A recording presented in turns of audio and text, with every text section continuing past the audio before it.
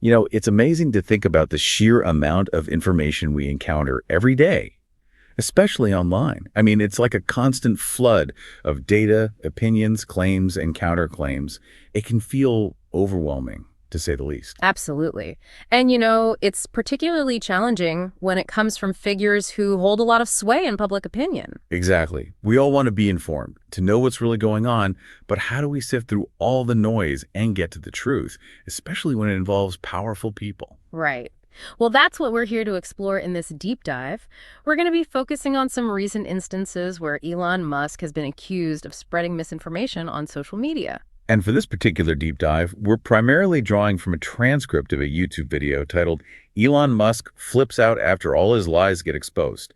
It's from a channel called The Ring of Fire, so right off the bat, you can probably guess the perspective they're coming from. Yeah, the title definitely has a strong point of view. But our goal here isn't to echo that or take sides. Right. We're not here to endorse any particular perspective. We simply want to break down the specific allegations made in this video, understand the context, and see if we can separate fact from fiction. Absolutely. So you, the listener, can walk away with a clearer understanding of what was said, why it matters, and what it all might mean. Perfect. So let's jump right in. One of the first things that caught my eye in this transcript was a claim about Elon Musk making a payment to Politico. The source highlights a statement where Musk apparently said he paid them $8 million. Ah, yes. But then the transcript immediately presents a counterclaim that the actual figure was significantly lower, around $44,000. It's interesting how they juxtapose these two numbers, creating an immediate sense of discrepancy. It definitely makes you raise an eyebrow. And the explanation offered in the source is that this payment was for subscriptions to Politico Pro, their professional news service. Which makes sense, I suppose. If you're a high-profile individual like Elon Musk, you might want access to that kind of in-depth coverage. Right. So it seems like the initial statement about the $8 million payment might have been technically true, but without the context, it creates a very different impression. Like he was making some massive donation or trying to exert influence. Yeah, that's a great point.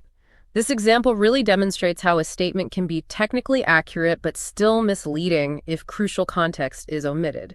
So as listeners, it's crucial for us to always ask, what's the full story here? What information might be missing that could change our understanding? Precisely. Never take things at face value, especially when it comes to online claims and pronouncements. Now, let's move on to another interesting allegation that the video explores. This one concerns federal government spending cuts. Apparently, Musk claimed that $80 billion had been cut. 80 billion, that's a huge number. It is. But the source then throws a bit of a wrench in the works by pointing to information supposedly found on Musk's own website related to Dogecoin, which cited a figure of $16.6 billion for these cuts. So we have a pretty significant gap between these two numbers. What's the explanation for this discrepancy? Well, the source attributes the $16.6 billion figure primarily to reductions in personnel. In other words, firing people. So essentially, one person's cut might be another person's job loss. I guess it depends on how you frame it. Exactly. It highlights the importance of definitions. While technically reducing staff does decrease spending, it might not align with what people typically think of when they hear government cuts. It's a good reminder that even seemingly straightforward terms can have multiple interpretations, and understanding the speaker's intended meaning is crucial. Absolutely. Now, brace yourself for this next claim because it's a bit of a head-scratcher. The video delves into the idea that people in their late hundreds are receiving Social Security benefits. Wait, people over 100 years old collecting Social Security? That doesn't sound quite right. You're not alone in your skepticism. The source dives into a rather technical explanation for this claim, suggesting it might stem from a misunderstanding of the COBOL programming language. Apparently, some older Social Security systems use a default date of 1875 for certain records. Okay, so it's not that we suddenly have a population boom of centenarians drawing benefits. It's more of a quirk of outdated technology. It seems that way. And interestingly, the video mentions that Musk was called out on this claim but didn't have a particularly strong reaction, unlike in some other instances we'll discuss. It makes you wonder why he was less defensive in this case. Perhaps because it involved a verifiable technical issue rather than a more subjective or ideological point? Possibly. It suggests that the nature of the claim and the ease with which it can be debunked might play a role in how someone responds to being corrected. Now, shifting gears a bit, The video focuses on two specific instances where Musk apparently had a much stronger reaction to being challenged. The first involves a claim he made about NASA astronauts being stranded on the International Space Station. Ugh, yes, the stranded astronauts. This one got a lot of attention online. The transcript recounts Musk's claim that 2 NASA astronauts were stuck on the ISS and that SpaceX would need to rescue them. A pretty dramatic statement. But the source quickly presents a counter-narrative from another astronaut, Danish astronaut Andre Mogensen. Mogensen, that's right. It's Mogeesen, just for clarity. And Mogensen directly refuted Musk's claim, calling it, and I quote, a lie. Wow, strong words. What exactly did Mogensen say that contradicted Musk's version of events? Well, he stated that the astronauts were scheduled to return in March, and this plan had been in place since the previous September. He also emphasized that delays are common in ISS missions, and the astronauts were fully aware of the planned return timeline using their existing Dragon capsule. So, according to Mogensen, there was no emergency, no need for a dramatic rescue. It was all part of the pre-existing plan. Precisely. Now, here's where things get interesting. The video then describes Musk's response to this factual correction, and it wasn't pretty. What did he say? The transcript shows that Musk lashed out at Mogensen, calling him, and I apologize for the language here, an idiot. Oh my, that's certainly not very diplomatic. No, not at all. But it gets worse. He went on to claim, without any evidence, that the return had been pushed back for political reasons by the Biden administration. So he's essentially dismissing Mogensen's first-hand account and injecting a political conspiracy into the narrative. It seems that way. Now, in contrast to Musk's outburst, Mogensen responded calmly and factually, simply reiterating the planned March return on the existing Dragon capsule. A stark difference in approach.